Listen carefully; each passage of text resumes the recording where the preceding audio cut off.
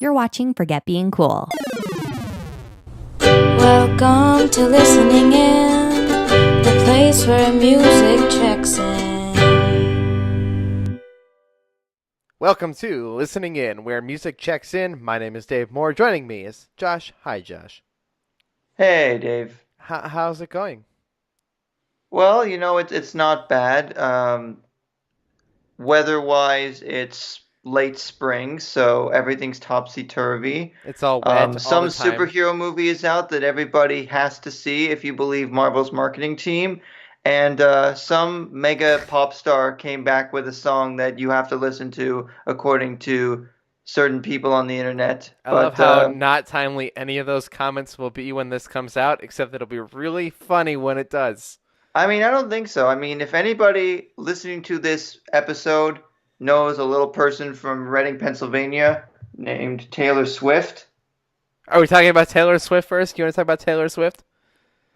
yeah, I mean, All right. when we're recording this episode, this song has only been out for a few days, but it's already now the most watched YouTube video in 24 hours, and it does tie into a previous episode or two So- of this show because it's got a feature of an So- artist we've talked about. So it's the most viewed video in a 24-hour period, meaning it's not the most viewed video on YouTube. No, meaning it's the flavor of the week for right now because all that needs to happen for this to be broken is a bigger song.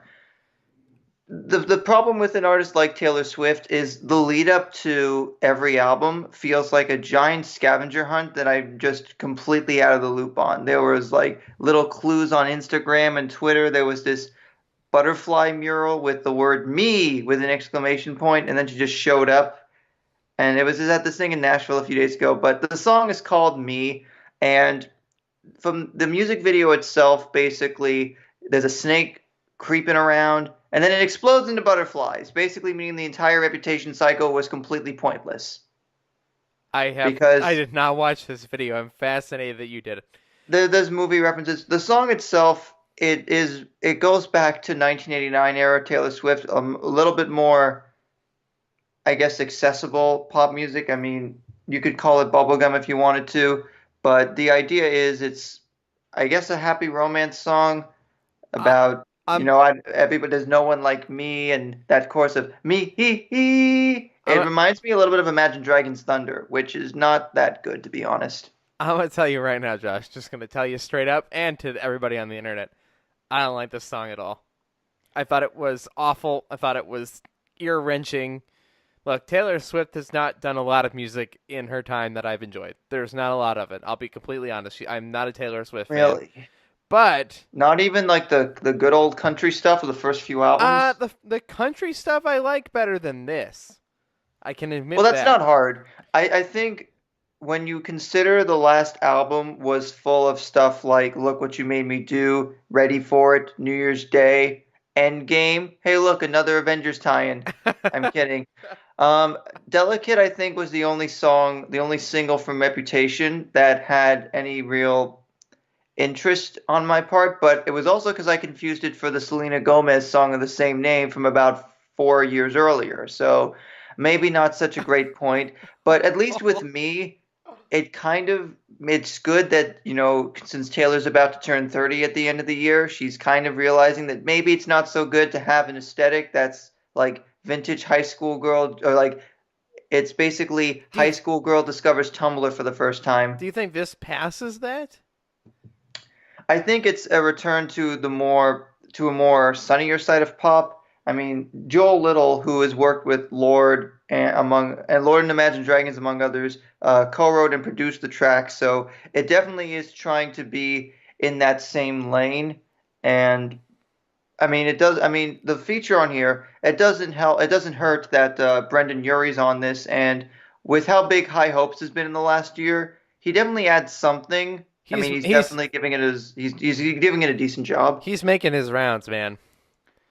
Well, because apparently Taylor was a big Panic at the Disco fan back in like the late aughts and blasting the tunes, and it's kind of like, but that was the more emo era of Panic at the Disco, and that was when Taylor Swift was still very country. So if they collaborated back then, that would have been unheard of. That would have been like the Old Town Road of 2008, Oh, let's 2009. not talk about Old Time Road. Here's my a Uh, quick aside. okay, If Body Like a Back Road is considered more country than Old Town Road, then Nashville is stupid. Old But Town that's a Road. conversation for another day. What a piece of The garbage. But you one know what? thing that really throws me off about me is the bridge because it goes like, "Hey kids, spelling is fun." And that one line I'm like, did we just go off track into an episode of Sesame Street? I think we did, But and that bridge I there, can. you know there is no I in team, but you know there is a me. That was kind of it had the hooks. It has those hooks still that her Ah, songs have at I times. can argue it has the hook, but I don't think it's the most effective hook she's ever had. I agree with that. It's not a really effective hook, but it's a hook. And also in the bridge kind of reminds me, or in the chorus also of Roar slash Brave, the whole Katy Perry, Sarah Bareilles, which one came first? Well, Brave came first, but which one, ripped the other off? Yeah. I'm expecting the new album to be a complete 180 from Reputation, but I'm sure for the pop fans, they're going to eat this up regardless. And I don't expect it to make a big push to knock Old Town Road off the number one, but I expect it to stick around for quite a while, at least in the top three, and perhaps it might start to climb up there. I'm guessing that there's going to be a few more singles after this, but Old it's old an example. Oh. Old Town Road got me to install TikTok, if that means anything. So if any of you know what TikTok is, if you could please let me know, because all I know it's like musical.ly or Vine, but it's like another big viral music app. It's just fine. We're kind of going all over the place, That's but okay. I I'm not also sure why you would call it me with an exclamation point. I was thinking when I was listening to this, when we talked about Kyari Pami Pami's Nanda collection, and we talked about the song Me and how cute and cheery and cheerful it was, and I'm like, I would much rather listen to that Me than this one oh any day. I would 100% agree, and I wasn't even a huge fan of that album. This did not do anything for me. It did what Republic and she's on It did. Republic Records now. She's not on Big Machine anymore, which obviously 'cause since she shed her country roots. I'm not expecting this to blow anybody's minds because it seems like a lot of the first singles from Taylor Swift albums, except maybe for Shake It Off and some other I ones, like Shake It Off though. Like of the Taylor Swift songs, that's up there on the higher end for me. This this is a song that I'd rather throw in the garbage and pretend like it it's doesn't got exist. horns, but it feels like it's trying to be more self-empowering, like some of her other work. But God, there's I don't so know.